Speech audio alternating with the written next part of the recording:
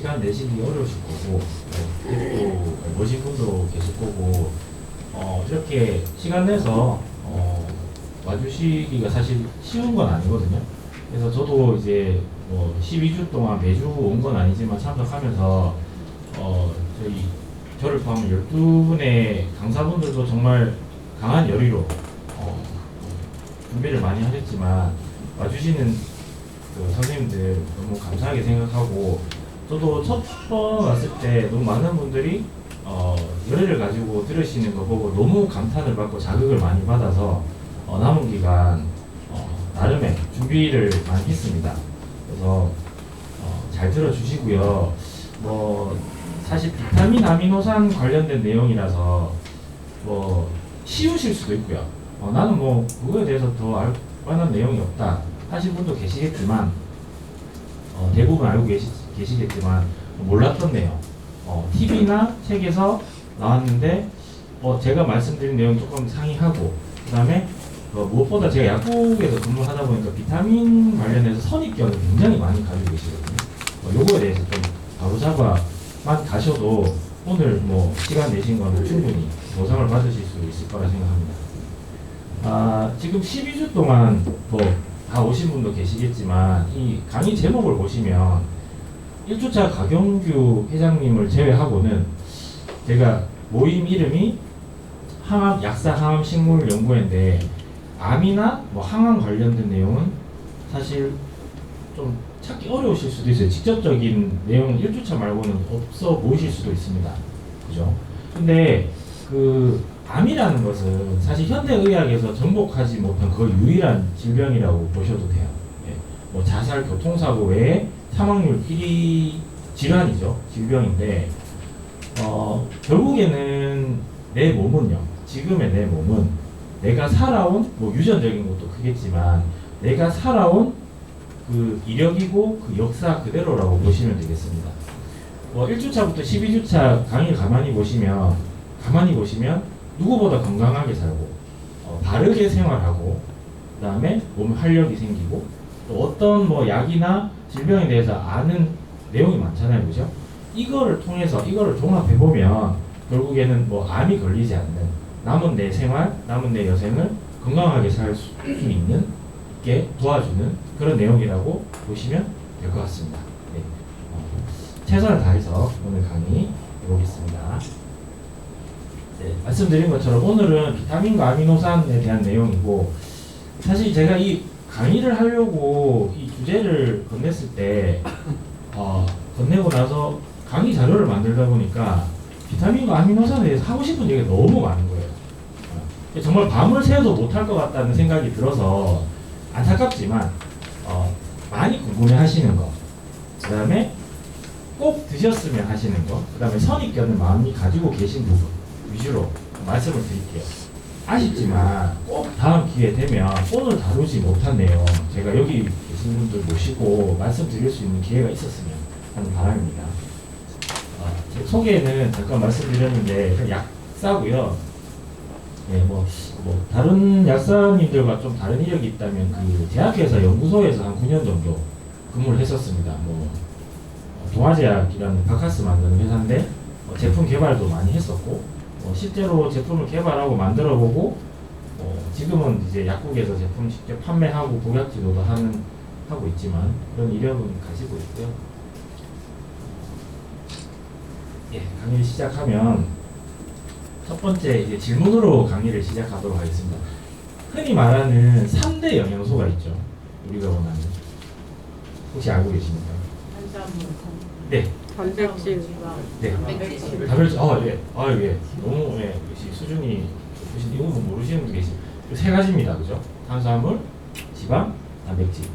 에너지를 만들고 우리 몸이 만들어지고, 그죠? 그다음에 뭐 호르몬이나 각종 신호 전달 물질이 등등 필요한 거. 요거 세 개가 없으면, 세 개가 공급이 안 되면 사람은 살 수가 없습니다. 단기간도요. 그죠? 꾸준히 섭취해야 되고, 이 비율이 어찌 됐건 간에 세 가지를 골고루 섭취해야 되고, 균형이 안 맞다면 어떤 질병이 생길 수 있고, 이거에 대해서는 너무 잘 아실 거예요. 그러면은 5대 영양소가 있습니다. 물론 그 5개 중에 이 3개가 있겠죠. 나머지 2개가 더 있습니다. 혹시 알고 계십니까? 비타민, 네, 맞습니다. 무기질. 무기질 맞습니다. 비타민하고 무기질입니다. 제가 퀴즈를 내려고 했는데 너무 쉽게 맞추셔가지고 이 비타민과 무기질입니다. 그러니까 3대 영양소가 우리가 섭취를 해서 몸에 흡수가 되고 자기 역할을 하는데 필요한 두 가지라고 보시면 됩니다. 비타민 같은 경우에는 생화학입니다. 생물과 화학이 합친 말입니다. 생물의 몸에서 뭐 인체가 포함되어 있고 동물도 포함될 거고요. 그 안에서 일어나는 각종 화학 반응. 우리 몸은 커다란 작은 생화학 공장이라고 하죠. 1초에 몇십만 번, 몇백만 번, 몇억 번의 생화학 반응이 주기적으로 계속 일어납니다. 말을 하고, 듣고, 햇빛을 보고, 글씨를 적고, 숨을 쉬고, 모든 게 생화학 반응입니다. 그게 몇 조 번, 1초, 1분, 1, 2분 사이 몇 조 번까지 일어난다고 하거든요. 그 반응이 일어나는데 필요한 필수적인, 없어서는 안 되는, 결핍된다면 뭐 어떤 질병이 생길 수 있고 뭔가 안 좋은 질병이 생길 수 있는 5가지 영양소죠. 영양소가 되고요. 네, 오늘은 제가 그 5대 영양소죠. 제가 5대 영양소 말씀드린 거는 그 비타민의 중요성을 제가 말씀드린 거고, 그 5대 영양소 중에 제가 비타민에 대해서 먼저 말씀드리겠습니다. 자, 비타민은 뭐 아실 거예요. 아실 건데 이거 정의가 무엇인가? 시각처 홈페이지에 그대로 읽어드리겠습니다. 좀 빨리 읽을게요. 내용이 좀 많습니다. 자, 비타민은 몸의 여러 생리 기능을 조절하는데 필수적인 영양소다. 체내에서 합성되지 않습니다. 합성되지 않다면 꼭 식품을 통해 외부로부터 섭취를 해야 됩니다. 직접 에너지를 생산하지는 못하지만 효소나 효소의 역할하는 보조 효소, 구성 성분으로서 탄수화물, 지방, 단백질, 무기질의 대사에 관여를 하고, 필요량은 매우 적지만 생체 반응에 있어서 효소의 기능이 매우 중요하기 때문에 소량이라 할지라도 필요량이 공급되지 않으면 대사가 제대로 이루어지지 못한다. 일반적으로 비타민은 지용성과 수용성으로 분류되고, 지용성은 비타민 A, D, E, K, 수용성은 비타민 B 복합제, 비타민 C 등이 있다. 한국 영양 섭취 기준에 따르면 질병이 없는 대다수의 사람들에게 필요한 비타민의 양은 비교적 소량이지만 질병을 예방하고 최적의 건강 상태를 얻기 위해서는 영양 권장량 이상의 비타민의 섭취를 추천한다. 그죠? 뒤에 나옵니다. 제가 여기 그 필수 단어 키워드만 적어놨지만 제가 말씀드린 쭉 이어진 내용에 대해서 요 5가지 필수적인 키워드가 다 들어가 있어요. 그죠? 비타민 대충 어떤 거다. 난 비타민에 대해서 아무 생각 없었다 하는 분들도 대충 어떤 거라고 감이 오실 거예요. 자, 아까 말씀드린 겁니다. 지용성 비타민과 수용성 비타민. 예, 쉽습니다. 이거는 비타민 종류가 너무 많기 때문에 너무 많으면 헷갈리죠. A, B, C, D 순서도 없고요. 뭐라고 해야 되나 분류도 그냥 나눠만 놨지 순서도 없고 외우는 패턴도 없습니다. 근데 2가지로 나눌 수 있습니다. 그게 지용성과 수용성. 네. 지용성은 기름에 녹습니다. 기름에 녹는 거는 물에 안 녹죠. 그 다음에 수용성은 물에 녹는 겁니다. 물에 녹는 거는 기름에 잘 녹지 않습니다. 요 2가지로 생각하시면 돼요. 네. 그 내용이 있고요. 지용성 비타민은 기름에 녹습니다. 그죠? 지방에 잘 녹는다, 물에 녹는다. 그 다음에 지용성 비타민은 끓이건, 지지건, 차가운 데 두건, 뜨거운 데 두건, 요리를 하건 안정합니다. 절대 파괴되지 않습니다. 그죠? 안정해요. 그리고, 자, 우리 몸에 어떤 상황이 결핍이 오느냐. 셀리악병이라고 장에 문제가 있는 분들 있죠. 글루텐이라는 걸 아실 텐데, 장에 알레르기 반응을 일으키는 좀 안 좋은 물질이 있습니다. 초콜릿이나 밀가루 같은 데 많이 들어있는데, 요것 때문에 장에 알레르기가 있으신 분. 예, 장에 문제가 생기면 모든 영양소의 흡수가 저해되죠. 그것도 있고, 폐쇄성 황달. 황달에서는 황달이라는 게 담즙이 장으로 분비가 돼야 되는데, 안 되고 막히는 걸 황달이라고 하죠. 담즙은 우리 몸의 지방, 기름 성분, 지용성 물질을 용해시키는 역할을 합니다. 그게 안 나올 때 단장 증후. 요거는 드문 케이스인데 장의 길이가 유독 짧으신 분들이 계세요. 이런 분들도 흡수가 저해가 되니까 문제가 생길 수 있을 거고. 그 다음에 고지혈증 약 중에 몸에서 지방이 합성되는 걸 막아주는 약도 있지만 흡수 자체를 막아주는 약이 있습니다. 그런 약이 있거든요. 그런 약을 드시는 분들. 물론 안 좋은 기름도 흡수가 안 되지만 좋은 기름 자체도 흡수를 막아줘요. 장기가 복용했을 때 지용성 비타민 결핍이 올 수가 있습니다. 그리고 기름이라는 건요, 우리 몸은 하나의 기름이라고 보시면 돼요. 이렇게 지용성 성분은 우리 몸에 들어오면은 쉽게 잘 빠져나가지 않습니다.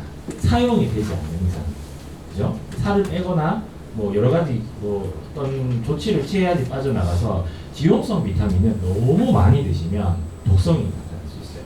빨리 빠져나가면 아무리 많이 드셔도 상관없습니다. 근데 몸에 남아 있다 보면은 그 독성이 오래 가는 거기 때문에 문제가 될 수 있고, 아까 말씀드린 것처럼 종류는 비타민 A, D, E, K.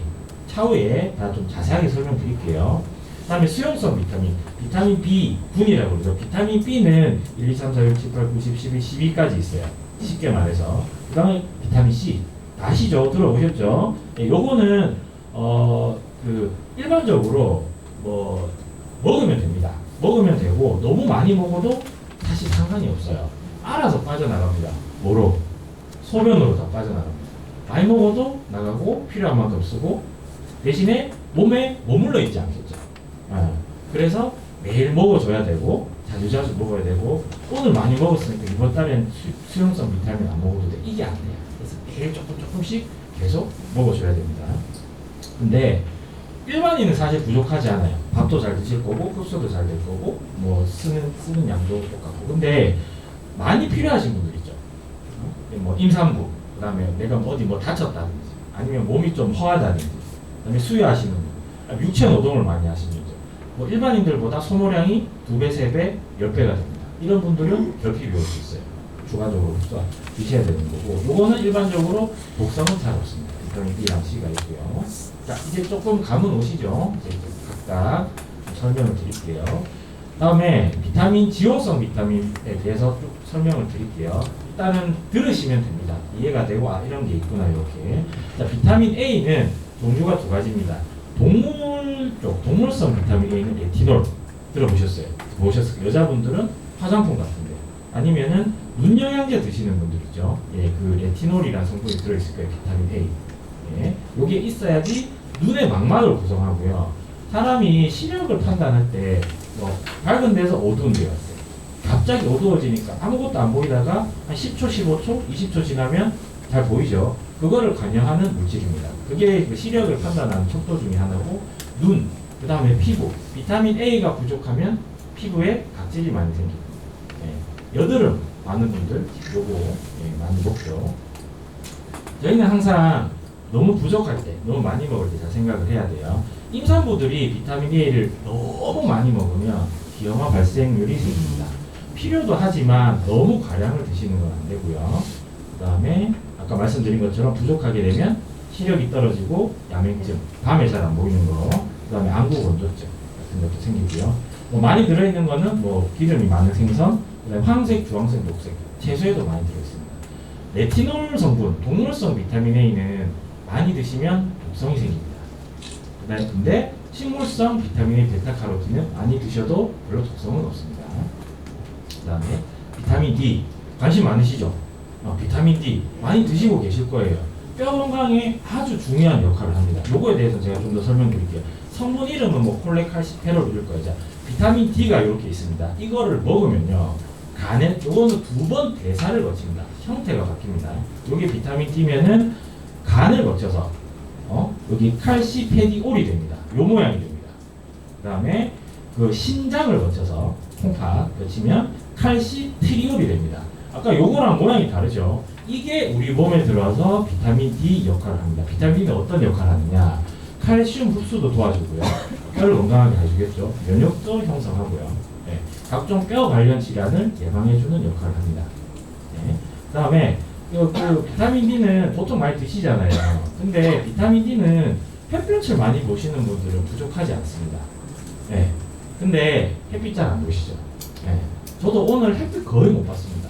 약국에서 일하고 여기 왔으니까 안에만 계시잖아요. 그리고 뭐 자외선 안 좋다 하니까 자외선 차단제 엄청 많으시죠? 그 맞아요. 그 원래 맞는데 그렇게 됨으로써 현대인들은 비타민 D가 부족할 수밖에 없습니다. 네, 그죠? 뭐 햇빛을 많이 보는 걸 권유드리고, 그 다음에 뭐 노른자, 계란 노른자, 버터 이런 데 많고, 너무 많이 먹었을 때는 뭐 고칼슘 혈증이 생긴다 이런 게 있는데, 이거는 뭐 뭔가 아까 회장님께서도 말씀하셨지만 어떤 약을 먹고 있는데 중복돼서 먹는 경우가 아니고 사실 거의 없어요. 자, 여기서 제가 좀 재밌는 얘기 하나 드릴게요. 자, 그 병원 가시면 건강검진 받으시죠.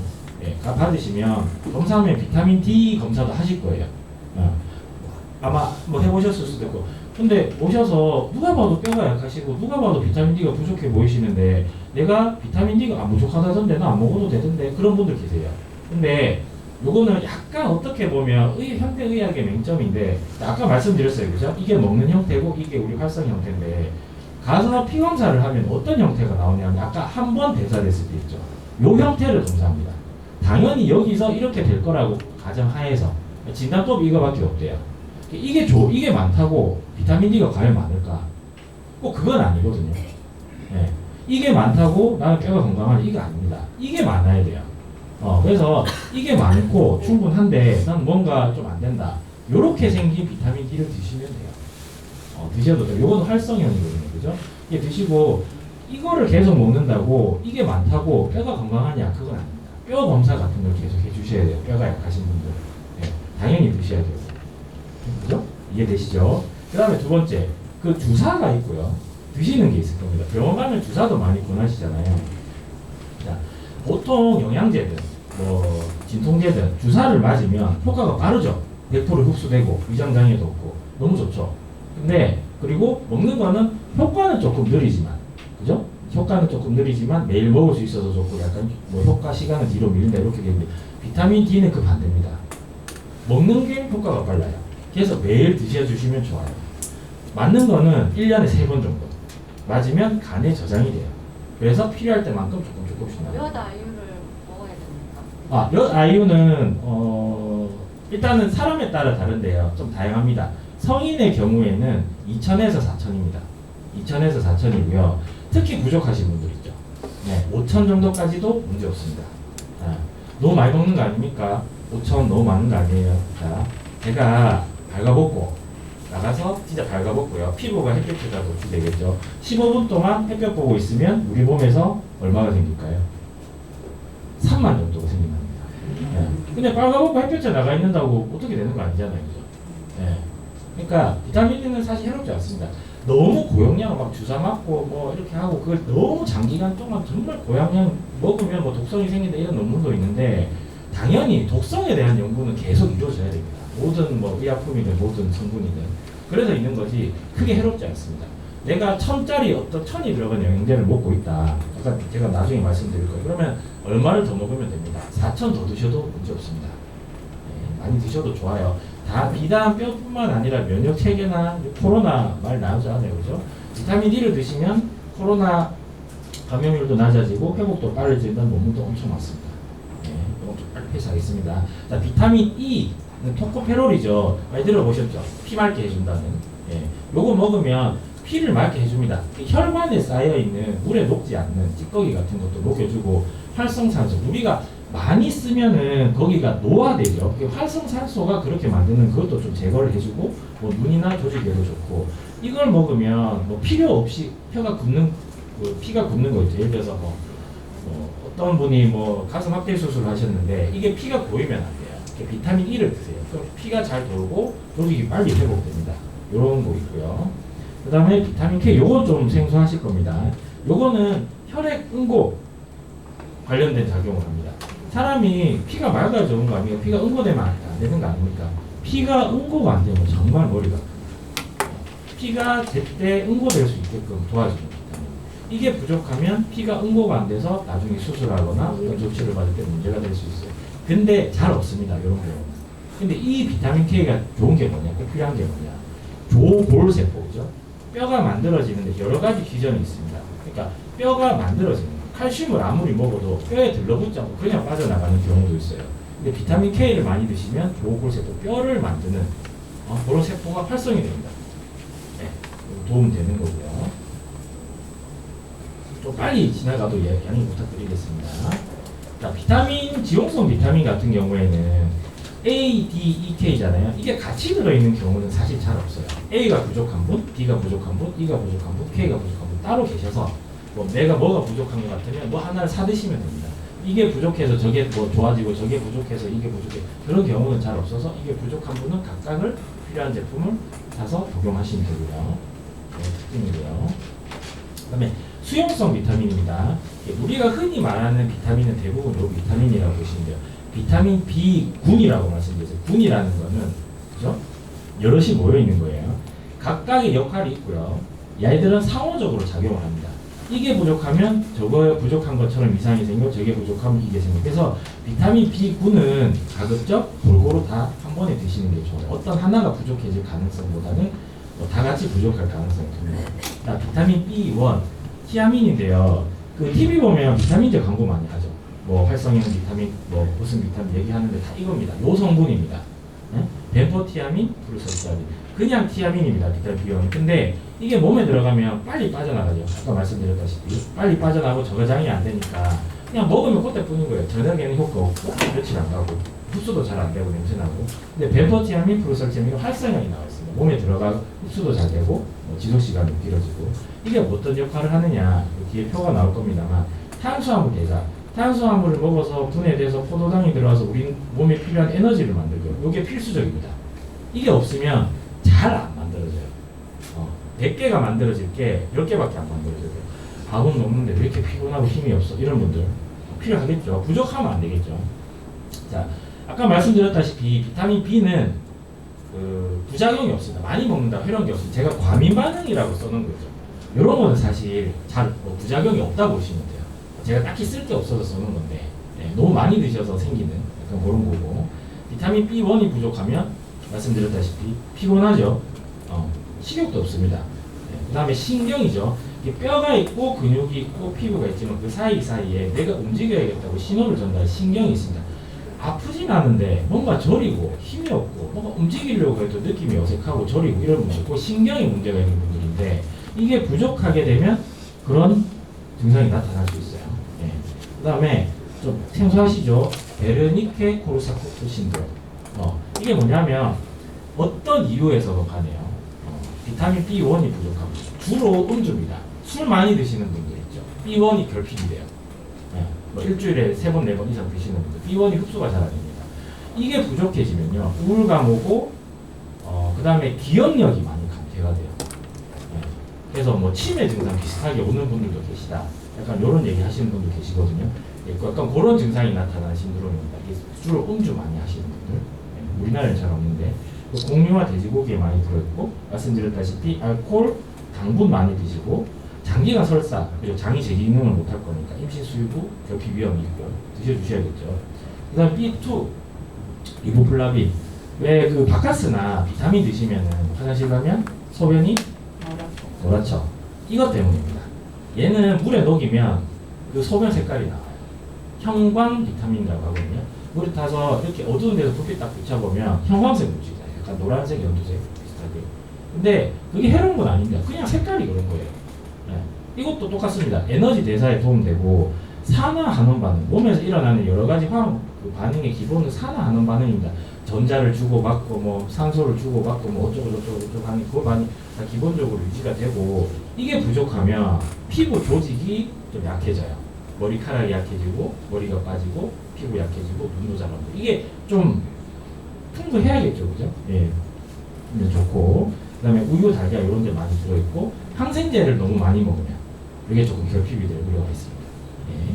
그다음에 자 B3 니코틴산입니다. 요거는 뭐 지방 대사 관련해서 중요한데 요건 좀 특이하죠. 부작용에 플러싱이 있습니다. 예. 이걸 먹으면 혈관이 넓어져요. 혈관 넓은 게 안 좋을 수도 있지만 사실 좋아요. 혈관이 넓어진다는 건 무조건 안 좋은 건 아닙니다. 예. 그래서 혈압도 조절이 되고 혈액순환도 잘 되고 남자분들은 발기부전도 해결이 되고 그 운동하고 피로회복에도 도움되고 근데 이게 너무 과하게 드시면 아니면 뭐 제가 임상적인 경험인데 빈속에 드시면 약간 얼굴이 바끈바끈거리고 따끈따끈하고 막 가렵고 욱신욱신거리고 이런 증상 나타나는 분도 계신다고 합니다. 이게 한 번에 너무 많은 양이 흡수되면 그럴 수 있어요. 그 다음에 여기 아까 보시면은 결핍할 때 펠라그라라는 게 있죠. 그 아열대 지방에서 나타나는 것이 일종의 신드롬인데 주식이 옥수수인 분들 있죠. 예, 그런 데는 곡류나 이렇게 니코틴산 아미드 결핍될 가능성이 있는데 이런 분들이 피부 관련해서 약합니다. 햇빛에 조금만 나가 있으면 피부가 벌겋게 일어나고 이런 분들 이런 뭐 증상도 있고 효모 많이 드시죠? 효모, 육류, 강콩 많이 있고 달걀 같은 데 많이 들어있다고 하고요. 필요량이 증가 시 똑같죠. 외상이나 감염이나 뭐 암이 있다거나 각종 질환이 있을 때 필요량이 더 늘어날 수 있다.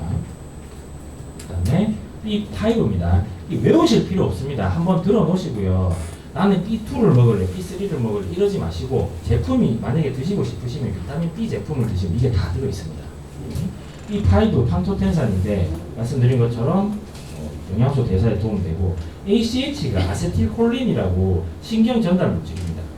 네, 이거 꼭 필요하고 콜레스테롤하고 뭐 각종 콜라겐 합성에도 도움되고 피부 보습에도 도움되는 거예요. 뭐 효모 이런 데 많이 들어있고 똑같이 알코올 많이 드시는 거. 그 다음에 갑상선 질환이 있으신 분들 있죠. 갑상선 기능 저하증 있으신 분들 갑상선 호르몬을 먹거든요. 먹는 거는 활성형이 아닙니다. 이거는 들어가서 활성형이 바뀌게끔 충분히 보급해주는 거. 활성형을 드시면 안 돼요. 너무 예민해지기 때문에. 이거를 먹으면 전환이 안 되는 분들이 있어요. 보통 판토텐산 많이 드시면 전환이 잘 됩니다. 예, 그 갑상선 약 드시는 양이 줄겠죠. 예, 그렇게 생각하시면 되고요. 자, 비타민 B6 피리독신입니다. 요거는 뭐 헤모글로빈 같은 것도 만들어주고 적혈구죠. 만들어주는데 무엇보다 우리 몸에서 아미노산이 대사되면서 뭐 메티오닌이라는 그 아미노산이 시스테인으로 가면서 호모시스테인이라는 중간체를 만드는 이게 굉장히 유독합니다. 우리 몸에. 예, 혈관도 좁게 만들고 심혈관 질환을 일으킵니다. 그죠? 근데 이게 대사가 잘 돼야 되는데 선천적으로 대사가 안 되는 분들도 있어요. 그런 분들은 B6를 드셔주셔야 되고요. 우리 몸에 독성이 쌓이는데 B6가 부족하다. 호모시스테인이 계속 쌓입니다. 소변을 그리고 검사를 하면 호모시스테인 수치가 높다. 이거는 꼭 치료를 하셔야 돼요. 비타민 B6가 치료 방법이 될 수 있습니다. 뭐 경구 피임약이나 알프로 같은 거 드시는 뭐 과다 섭취할 때 나타날 수 있는 거고 B6는 비오틴입니다. 요즘에 홈쇼핑이나 이런 거 보면 많이 나오죠. 피부, 모발 우리 몸을 주소 뭐 있는 케라틴이라고 그 성분을 만들어지는 데 도움됩니다. 세포는요, 뭐 그 주기가 부위마다 좀 다를 수 있으면 28일에서 30일 주기로 계속 생겨나고 계속 없어지고 생겨나고 없어지고가 반복이 됩니다. 예, 각질이 있으면 그게 영원히 있진 않잖아요. 그게 저절로 없어집니다. 근데 새로 생기는 거예요. 그 속도가 똑같은 거예요. 근데 만약에 내가 이 상처가 있어요. 그 다음에 무슨 염증이 있어요, 피부에. 회복이 빨리 돼야 되잖아요. 근데 10대, 20대, 30대, 40대, 50대, 60대 가지고 회복 속도가 다르죠. 뭐 애기들은 다치면 다음날 아무로 있습니다. 근데 뭐 여섯 할머니 할아버님들은 이게 상처가 있으니까 나는데 시간이 오래 걸리면 되는데 감염이 됩니다. 좀 위험하죠. 이 회복 속도를 좀 빨리 해줄 수 있는 게 뭐냐? 이 비오틴이 그런 역할을 할 수 있습니다. 세포 분화 속도를 올려줍니다. 모발 같은 거 당연히 도움되고 발모제 찾으시는 분들 비오틴 많이 드시면 도움 많이 됩니다. 그 다음에 엽산입니다. 엽산 들어보셨죠? 그 임신 준비하시는 분들 드시는 거. 엽산은요, 단지 임산부들만 드시는 게 아니고 DNA 중요하죠. 우리 몸의 제일 작은 구성 요소잖아요, 그죠? 이거를 구성하는 가장 중요한 합성할 때 가장 필요한 겁니다. 예, 뭐 적혈구나 해서 뭐 암 예방에 도움되는 여러 가지 기능이 있지만 무엇보다 엽산은요, 뭐 임산부들 왜 먹어야 되는 이유가 옛날에 언청이라고 그러죠. 무슨 구계열 이쪽이 열려 있는 분들 옛날에는 사실 좀 있었잖아요. 동네마다 뭐 몇 분이 이렇게 있었는데 지금은 거의 없죠. 못 봤죠. 엽산 때문입니다. 지금 임산부들 임신 준비할 때부터 엽산 많이 드시죠. 엽산이 결핍되면 무슨 구계열이 생길 확률이 올라갑니다. 지금은 거의 없죠. 엽산덕이고요. 엽산은 이 신경이 있으면 신경 자체도 중요하지만 신경을 둘러싸고 있는 이 수초가 중요한데 이게 형성되는데 그 엽산이 꼭 필요합니다. 근데 이게 언제 형성되느냐? 신생아 때가 아니고 수정이 되고 며칠 안에 생깁니다.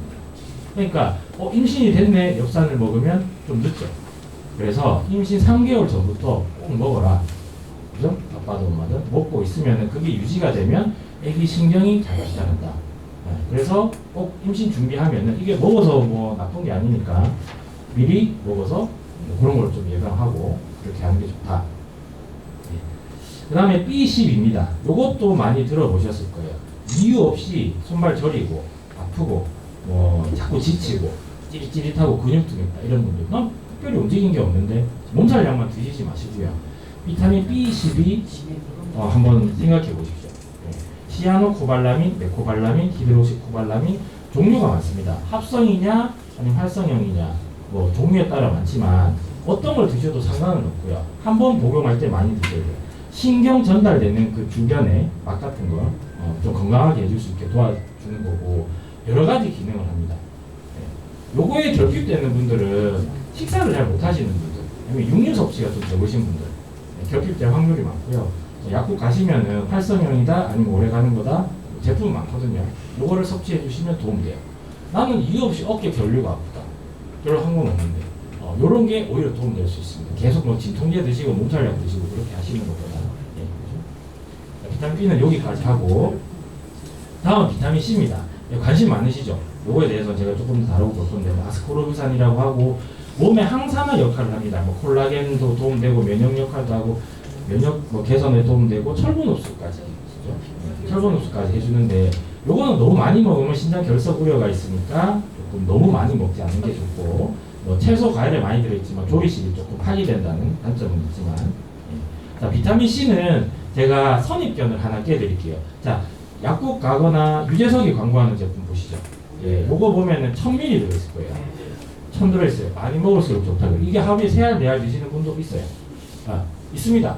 괴롭지는 않습니다. 근데 이 비타민 C는 몸에서 좋은 역할, 제가 좀 시간이 좀 없는 관계로 위에 거 한번 읽어드리려고 패스할게요. 많은 역할을 하지만 먹으면 좋은데 여기 제가 알베르토 센트제르지 이분이 비타민 C 발견하신 분이거든요. 그 밑에 분들은 비타민을 대량으로 상품화시킨 분이고 그 밑에 라이슈타인 이분은 지금 나오는 비타민 있죠. 옥수수를 박테리아에 합성시켜서 왕창 나오게 하는 거예요. 이러면은 엄청 만들기 쉽습니다. 원료가 싸죠. 그죠? 비타민 C 1년치 해도 한 2만원, 3만원 이래밖에 안 하잖아요. 300알 들어있는데. 싸죠. 근데 이거는요, 밑에 나오는 내용이지만 합성 비타민 C는 너무 많이 먹는 거는 우리 몸의 항원, 그러니까 외부 물질, 영양소가 아니라 그냥 외부 자극으로 받아들일 가능성이 큽니다. 그죠? 근데 비타민 C 아무리 먹어도 괜찮다가 내가 오늘 귤 요즘 좀 먹으니까 힘이 나는 것 같아. 힘내라고 귤 주잖아요. 천연에서 추출한 비타민 C는 그 양은 적지만 활성이나 우리 몸에 끼치는 긍정적인 영향은 더 큽니다. 왜냐하면 이거 볼게요. 헤스페리딘, 루틴, 퀘르세틴, 탄닌 생소하실 수도 있는데 이게 천연의 식물에 다 들어있습니다. 항산화 물질로. 이거랑 비타민 C를 같이 드셔주셔야 된다는 거예요. 그게 중요합니다. 보통 1000ml 들어있거든요. 그죠? 약 하나에. 근데 비타민 C, 천연 비타민 C 제품이 있습니다. 가격은 더 비싸요. 근데 100ml 밖에 없어요. 근데 먹으면 더 좋습니다. 100ml 밖에 안 하면 10배니까 10분의 1로 줘야지. 그게 아니라는 거예요. 그게 비단 그것뿐만이 아닙니다. 우리 몸에 도움이 되고 활력을 주고 면역을 주려면은 천연 비타민 C 그걸 추출했는데 돈이 많이 들어요. 그래서 조금 비싼데 그거랑 나머지 들어있는 거 저거를 무시하면 안 된다는 거예요. 비타민 C는 양이 적더라도 천연을 먹어야 된다. 어디에 많이 들어있느냐? 이왕 먹을 거 귤을 하루에 100개씩 먹을 수 없으니까 베리류 있죠. 블루베리, 무슨 베리 여기 많이 들어있고요. 아세로라, 아로니아 무슨 신이 주신 선물 이런 얘기 하는데 이게 좋습니다. 속쓰리다고 아스코르비산 산이잖아요. 속쓰리다고 비타민 C를 먹으면 안 되느냐? 그러면은 무슨 버퍼드 해가지고 중성 비타민 C 아무 의미 없습니다. 천연이냐 아니냐가 중요하지 합성이냐 천연이냐가 중요하지 중성 어쩌고 이거는 별 의미가 없어요. 속이 왜 쓰리냐면 아스코르비산이라고 쓰린 게 아니고 아스코르비산 알약 만들잖아요. 거기에 들어가는 구연산이 들어가요. 그래서 속이 쓰린 겁니다. 새콤하죠. 새콤한 것도 비타민 C는 무칩니다. 맛이 없어요. 아무 맛도 없고요. 냄새가 안 납니다. 원래 원료를 보면. 근데 약간 알약으로 만들면서 약간 마케팅으로 그렇게 생각하고 계신 분들이 많아요. 아셨죠? 무조건 많이 드시는 것보다는 천연으로 골라 드셔라. 이제 그 말씀 꼭 드리고 싶었어요. 많이 드시잖아요, 그죠? 자, 비타민 B에 대해서만 말씀드릴게요. 비타민 B 왜 부족한가? 아까 비타민 B 무슨 역할을 하는지 다 말씀드렸죠. 비타민 B 부족하면 아까 피로도 오고 어쩌고 저쩌고. 자, 여기서 안 피곤하신 분, 1년 내내 없으시죠? 네. 늘 피곤합니다. 언제부터 피곤합니다? 저는 사실 눈 뜰 때부터 피곤합니다. 눈 뜨면 아이고 피곤하다. 일찍 잤는데.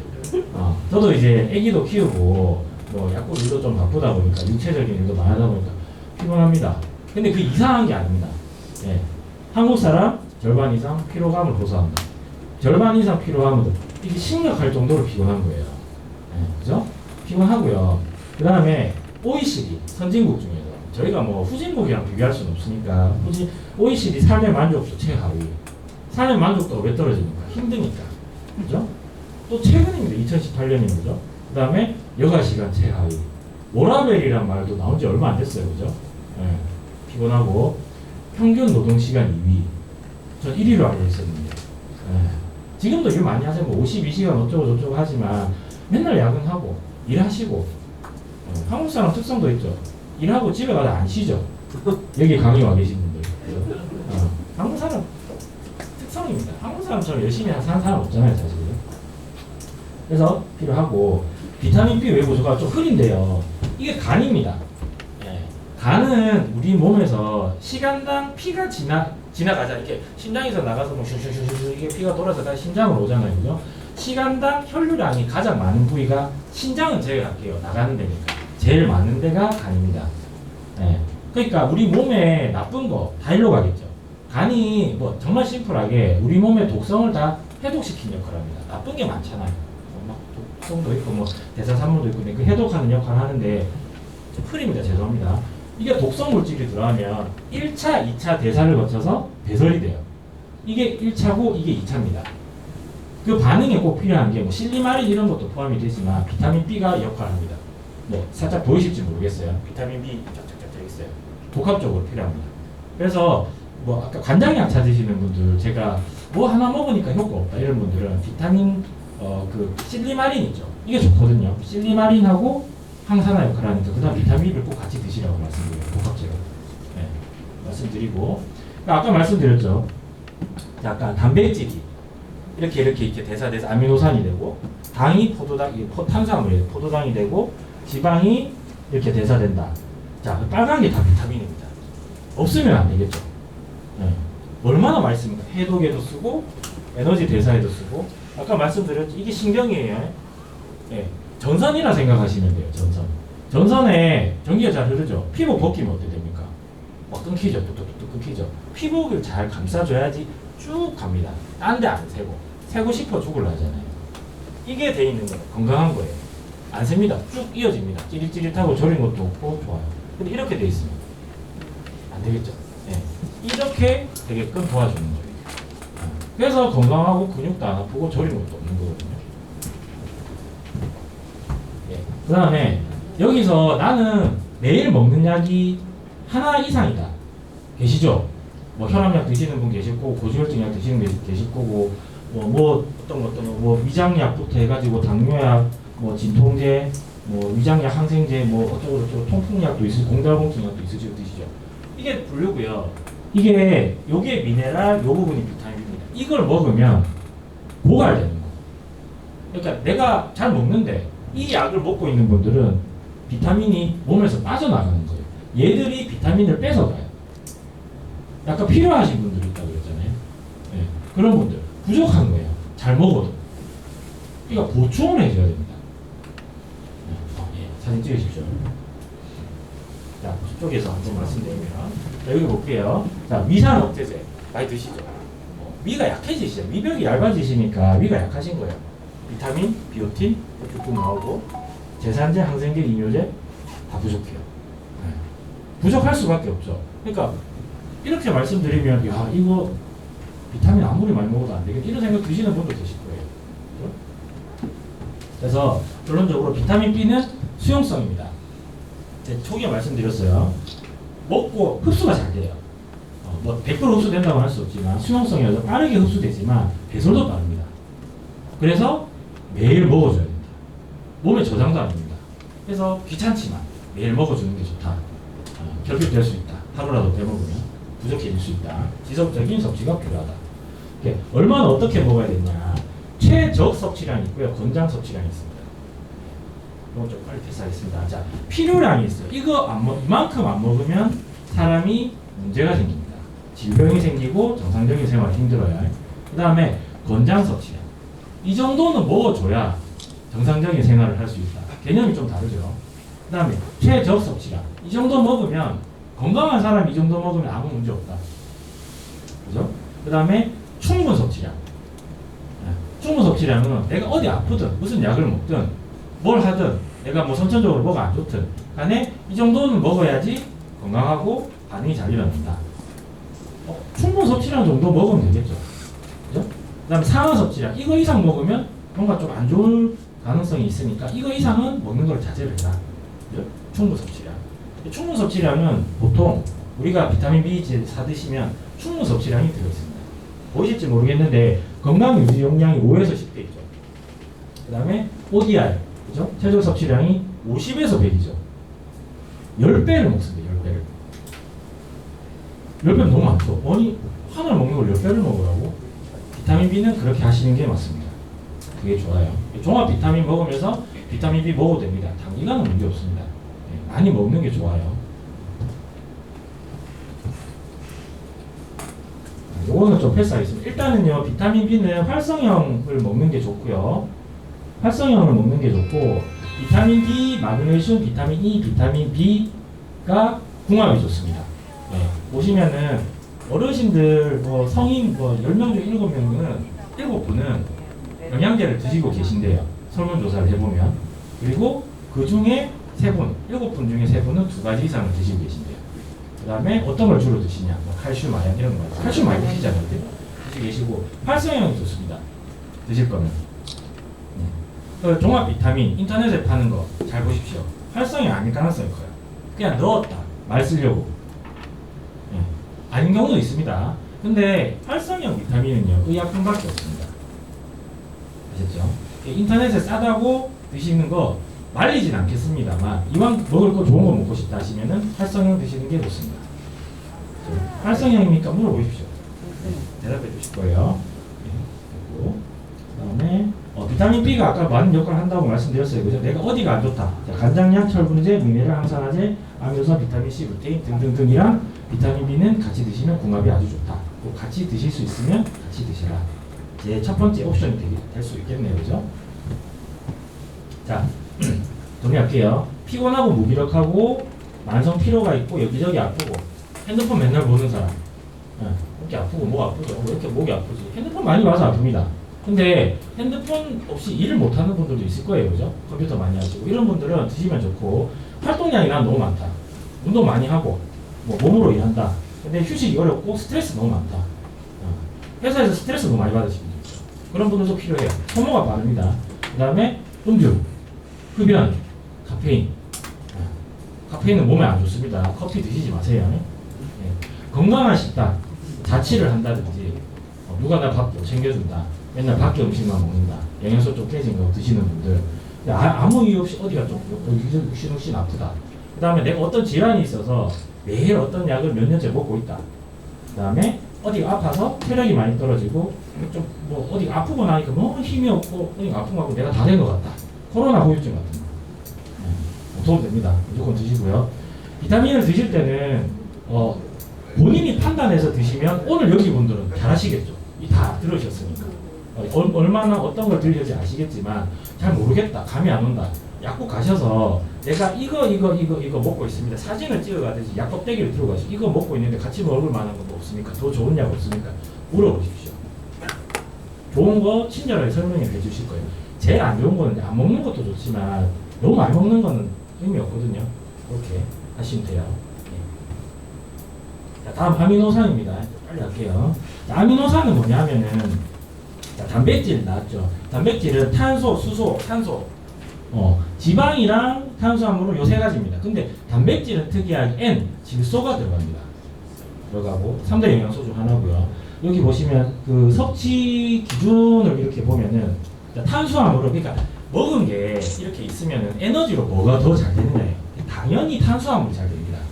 한 3분의 2 정도는 뭐 이게 돼요. 그 다음에 지방이 먼저 타요. 단백질보다. 운동하면 30분 러닝머신 뛰면 탄수화물 다 빠져나가죠. 그때부터 뛰면 지방이 빠져나갑니다. 근데 굶고 하면 단백질도 나가죠. 근손실이 온다. 뭐 이런 얘기 하잖아요. 예. 그러니까 이렇게 에너지 비율로 쓰이는 거 단백질을 꼭 먹어야 된다. 근데 하루에 단백질 얼마나 먹어야 되냐? 얼마나 먹는지 사실 알 수 없어요. 그죠? 밥도 먹고 반찬도 먹고 여기에 단백질이 몇 그램 들었는지 알 수 없으니까. 여기 보시면은 요 편은 그 2015년 뭐 영양소 기록이 조금 많이 보수적이면 좀 낮아요. 두배 세 배 먹어도 문제는 없지만 여기 보시면은 평균 필요량 권장 섭취는 거의 나오죠. 쭉쭉쭉 나오는데 뭐 같으세요? 어느 정도 같으세요? 나이가 많은 게 더 많이 드는 많죠. 왜 그럴까요? 애기들보다 나이 많은 사람 왜 그럴까요? 어때요? 자기 체중입니다. 그렇게 생각하시면 편해요. 제가 80kg 나가거든요. 하루에 80g. 뭐냐 40kg 나가죠. 그러면 40g. 그런 식으로. 그 정도 먹으면 됩니다. 근데 단백질 잘 안 먹는 분들은 뭐 보충제를 먹는데 그렇게 하셔도 돼요. 하루 체중량만큼 먹는 게 권장량입니다. 그거보다 적으면 부족해요. 더 먹는 건 좀 상관이 없습니다. 아시죠? 여기 기준이 이 정도 된다. 뭐 60g 이렇게 돼 있잖아요. 그죠? 물론 뭐 편찮으신 분들이나 임산부들은 더 드시는 것도 좋아요. 맛있으니까. 네. 자, 아미노산이 그래서 뭔가? 아미노산은 자, 요게 단백질이에요. 네? 다 이어져 있죠. 수만 개가 이어져 있습니다. 이거를 효소, 우리 위에 들어가면은 어떤 소화 효소가 있습니다. 이게 막 하고 깨져요. 좀 작게 한 방에 다 깨지면 좋겠지만 그게 뭐다? 펩타이드라고 합니다. 펩타이드는 아미노산이 2개든 3개든 4개든 소량이 붙어 있는 거. 작죠? 근데 흡수는 안 돼요. 그걸 한 번 더 빡 깨주면 실이 없어지죠. 각각 하나가 됩니다. 아미노산입니다. 이게 우리 몸에 흡수되고요. 우리 몸에서 각자의 역할을 하는 겁니다. 그래서 뭐 아까 말씀드린 것처럼 단백질이 펩타이드가 되고 펩타이드가 아미노산 되고 아미노산이 흡수가 된다. 모든 단백질이 그렇습니다. 콜라겐 같은 것도 그렇고요. 근데 이게 우리가 먹은 게 다 아미노산이 되면 좋겠죠? 잘 안 됩니다. 왜냐? 위산 분비가 없지. 아까 말씀드린 위산이 단백질을 분해한다고. 위산 분비 잘 안 되시는 분들이 있어요. 왜냐? 제산제 먹는 분들. 위산이 위벽을 공격하는데 당장 위산 안 나와도 되니까 제산제 먹죠. 위산 분비 억제제, 제산제 이런 거 먹으면 위산이 잘 안 나와요. 단백질 분해 안 되겠죠. 흡수 잘 안 되고요. 아까 말씀 좋아. 사람이 점막이나 그 근육 이런 게 점점 얇아집니다. 근데 거기서 반응이 일어나서 어떤 분비물을 내는데 연세가 드신 분들은 위벽이나 이런 게 굉장히 얇아져 있어요. 위산이 잘 안 나옵니다. 그 다음에 장 건강, 장이 약하신 분들 있죠. 유산균이라는 게 유산균이죠. 유라는 게 산을 분비하는 미생물입니다. 산이 많으면 장 운동을 촉진시켜주고요. 음식물 분해도 잘합니다. 근데 장이 좀 안 좋으신 분들 있죠. 유산균이 좀 부족하신 분들. 그런 분들도 흡수가 좀 안 되겠죠. 다 해당이 될 수도 있고요. 그 다음에 식습관 잘못되시는 분들. 그죠? 더 이상 말 안 드릴게요. 소모량 증가하시는 분, 많이 쓰시는 분들. 뭐 어디가 아프다든지, 임신 수유부들. 야, 단백질이 아미노산이 되는 전환율이 떨어진다. 흡수가 안 되겠죠. 몸이 약해지는 거예요. 그래서 부족 현상이 일어난다. 그래서 방법이 뭐냐? 아미노산을 직접 먹는 거예요. 굳이 단백질로 먹는 게 아니라. 그 분해될 필요 없잖아요. 제산제 먹고 뭐 한들 그냥 아미노산을 바로 먹어주면 되는 거예요. 바로 흡수되게. 수많은 아미노산이 있지만 시간이 별로 없어서 제가 아미노산 중에 제일 많이 궁금해하시는 거에 대해서 한 가지만 골라왔습니다. 요거 제일 중요합니다. 아르기닌입니다. 아르기닌 아시죠? 광고 많이 하고 많이 먹으라 그러고 뭐 남자가 어떠고 저떠고 뭐 얘기하잖아요, 그죠? 아르기닌인데 아르기닌은 아미노산 중에 하나입니다. 좀 빨리 지나갈게요. 조건적 필수 아미노산이 뭐냐? 필수 아미노산이 뭐냐? 안 먹으면 안 되는 거예요. 우리 몸에서 만들어지지 않는 거예요. 필수 아미노산, 에센셜, 그죠? 근데 아르기닌은 우리 몸에서 만들어집니다. 근데 안 먹어도 되느냐? 그건 아닙니다. 여러 조건, 뭐 염증이 있다거나 어디가 아프다거나 내가 좀 지친다거나 내가 당뇨가 있다거나 최근에 살이 쪘다거나 몸이 안 좋다거나 피곤하거나 등등 되면은 아르기닌 소모량이 확 올라갑니다. 부족해져요. 그럴 때는 꼭 드셔주셔야 되는 거예요. 아니면 건강하더라도 내가 운동을 많이 한다거나 나는 활동을 많이 한다거나 이런 분들은 아르기닌 필요량이 많아지는 거예요. 그런 아미노산입니다. 먹어야 되는 거, 안 먹어도 되는 거, 그 다음에 필요에 따라 먹어야 돼요. 이 세 가지로 분류할 수 있는데 세 번째 해당된 아미노산이고요. 자, 이분요 1998년 노벨 의학상 타신 분입니다. 네. 이분이 뭘로 의학상을 탔느냐? 네. 아르기닌의 역할은요. 아르기닌에 대한 선입견 일단 내려놓으십시오. 아르기닌을 드셨을 때 가장 좋은 긍정적인 효과 하나는요. NO 나이트릭 옥사이드 이게 어떤 역할을 하느냐? 이거는 혈관을 넓혀줍니다.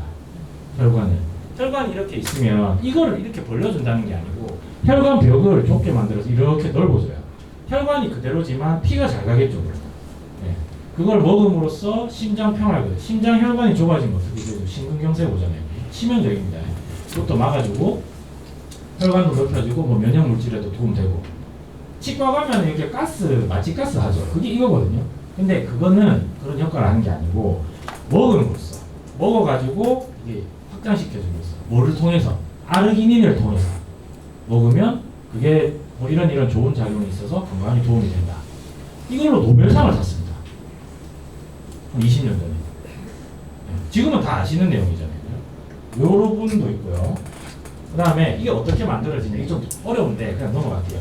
아르기닌을 먹으면 어떤 효소에 의해서 요거 제가 말씀드린 거 혈관 넓어지는 거 이게 생기는 겁니다. 나이트릭 옥사이드 이게 생깁니다. 자, 그죠? 네. 그 다음에 이거 두 번째입니다. 혈관 넓어지는 거 한 가지. 그 다음에 자 아미노산은 요렇게 생겼거든요. 뭐 요거의 모양이 몇 가지 드르륵 해가지고 20몇 가지가 있는데 이거는 사실 중요한 건 아니고 아미노산 아까 말씀드린 것처럼 에너지 만들어질 때 요 N이 있다 그랬잖아요. N 요 부분이 이게 나중에 이거는 대사돼서 없어지거든요. 요 부분이 남는데 이게 뭐냐? 암모니아입니다. 화장실 가면 냄새 나는 거 있잖아요. 이건데 이게 공기 중으로 마시는 거는 사실 큰 문제 될 건 없어요. 너무 유독하지만 않으면. 근데 이게 피 속에 있으면요. 어떻게 되느냐? 엄청 안 좋습니다. 100ml 중 0.01mg, 0.0001%만 들어있어도 죽을 수 있습니다, 사람이. 무섭죠? 죽을 수 있어요. 그 다음에 뭐 두통, 소화증신, 뭐 알레르기 어떤 것들 당연히 다 일어날 거고 간에 너무 축적되면 간성 혼수가 있습니다. 간이 안 좋아져 사람이 의식불명에 빠지는 거예요. 그 다음에 무력증이라고 있는데 이게 의약품에도 정의되어 있습니다. 이게 혈중 암모니아 농도가 너무 높은 분들 있죠. 이런 분들은 무기력증이에요. 무기력이 힘이 없다 이게 아니고 정말 병적으로 힘이 없는 거예요. 아무것도 못하실 정도로. 그런 겁니다. 그래서 내가 너무 힘이 없고 이런 분들은 진짜 심한 분들은요. 너무 의심되고 내가 그냥 잠을 못 자서 밥을 못 먹어서 이게 아니라 의심되는 분들은 피검사를 해. 이 피검사를 합니다. 암모니아 수치가 얼마나 높은지 피검사를 하는 분들도 계세요. 근데 아르기닌이 여기 있죠. 이거를 대사시켜주는 역할입니다. 없애주는 역할입니다. 굉장히 중요하죠. 내가 힘이 없다. 뭐 뭔가 몸에 독성이 쌓인 것 같다. 이런 분들은 이거를 없애줘야 되는 거예요. 아르기닌이 그런 역할을 합니다. 혈관도 넓혀주고 여기 있죠. 요 기전은 보시면은 아르기닌 이렇게 가서 혈관을 넓혀준다. 비슷한 친구 뭐 있습니까? 비아그라가 그런 역할을 하죠. 기전은 조금 다르지만 이거 먹으면 됩니다. 물론 여기에는 필요하신 분들은 없겠지만 내가 뭐 남자분들 연세 드시고 좀 뭐 어떤 이유로 해서 뭐 조금 어려움이 있다 하시는 분들은 당장 뭐 요거 드시는 것도 좋지만 먼저 아르기닌을 섭취해 주시면 도움이 됩니다. 네. 물론 필요는 없으시겠죠. 여기에. 네. 자, 아르기닌 효능을 정리해 볼게요. 피로회복, 신진대사 이해되시죠? 예, 이게 돼 있고요. 아까 나왔어요, 그죠? 그다음에 독소 제거 말씀드렸어요, 그죠? 아까 암모니아 엄청 부족한 거 이것도 대사시켜주고 남성분 활력 남자분들은 혈액순환만 잘 돼도 너무 뭐 힘도 나고 피로회복도 빨리 됩니다. 네. 스트레스가 혈관을 좁아지게 하기 때문에 스트레스가 그런 이유 때문에 활력이 떨어지고 힘이 없는 거예요. 혈액순환 당연하죠. 당연히 됩니다. 좋아요. 그 다음에 면역력도 올려줍니다. 그 다음에 성장 호르몬 그 중고등학생들 있죠. 이걸 먹으면 뭐 시상하부한데 성장 호르몬이 촉진됩니다. 근육도 잘 생기고 키도 쩍쩍 커지고 이것도 실제로도 먹는 거고 피부 조직 개선 아르기닌 많이 드시면 콜라겐 합성에도 도움돼요. 이게 내용이 다 있는데 제가 좀 빨리빨리 패스한다고 그냥 요걸 좀 요약해서 말씀드린 겁니다. 그 그다음에 주의사항도 있습니다. 요거 먹으면 혈관 넓어지죠. 혈압약 드시는 분들은 혈압이 쑥 내려갈 수 있어요. 그러니까 혈압약은 혈압이랑 상관없다. 그냥 혈압약 줄이고 있어도 되는데 해로운 건 아닌데 혈압에 영향을 줄 수 있는 분들, 그런 분들 조금 조심하셔야 되고, 그다음에 막 너무 한 번에 많이 드시는 분들, 그럼 약간 속이 안 좋을 수 있어요. 위장 장애가 좀 있을 수 있어요. 물에 타서 드십시오. 천천히. 많이 드시는 건 상관없어요. 그다음에 뭐 기관지 천식 있으신 분들 또 안 좋고, 그다음에 심근경색 있으신 분들 있죠. 그런 분들은 혈관이 이렇게 있으면 혈관이 막혀 있지만 많이 굳어 있으세요. 딱딱해요, 혈관이. 그런 분들은 아르기닌 드시면 혈관 넓어지니까 좋다고 생각하실 수 있는데, 굳어 있는 분들 혈관을 강제로 넓혀주는 약을 드시는 것은 별로 추천하지 않습니다. 터지게. 터질 수도 있고요. 별로 안 좋습니다. 심근경색이 있어서 그런 분들은 이게 좋을 것 같잖아요. 얼핏 생각하기로. 근데 심근경색에 혈관 질환이 있으신 분들은 별로 좋지 않습니다. 주의하시고, 그래 구내염 있을 때, 헤르페스 있을 때, 바이러스도 아르기닌을 좋아한답니다. 피곤한데 아르기닌 한 병. 근데 입에 염증이 생겼어. 그럴 때는 조금 피하시는 게 좋아요. 일단은 뭐 비타민뿐만 아니라 아미노산이 내 몸에 활력을 주는데 도움이 될 것 같아요, 그죠? 네. 말이 너무 빨랐는데. 예, 일단은 제가 준비한 강의는 여기까지고요. 말씀드렸지만 사실 뭐 아까 회장님이 너무 좋은 말씀해 주셨는데, 우리가 사는 나이가 뭐 어떤 질병이나 사고로 죽지 않은 이상은 수명은 많이 늘어났어요. 근데 사실 우리가 그걸 걱정하는 시기는 지났잖아요. 더 건강하게, 뭐 이런 얘기 하기 싫지만 죽기 전날까지 팔팔하고 활력 있고 좀 뭔가 건강하고 재미나게 사는 게 목적이니까 비타민과 아미노산이 좋은 역할을 할 수 있을 걸로 기대합니다. 네, 뭘 먹을 것인지 뭐 어떤 걸 하실지 고민이 된다면 가까운 약국이나 뭐 거기에 가셔서 상담을 하시고 뭐 도움되는 거, 중복되지 않는 거 드시게끔 하셔서 좀 더 활력 있고 건강하게 다음 뵐 때는 그렇게 뵀으면 좋겠습니다. 감사합니다.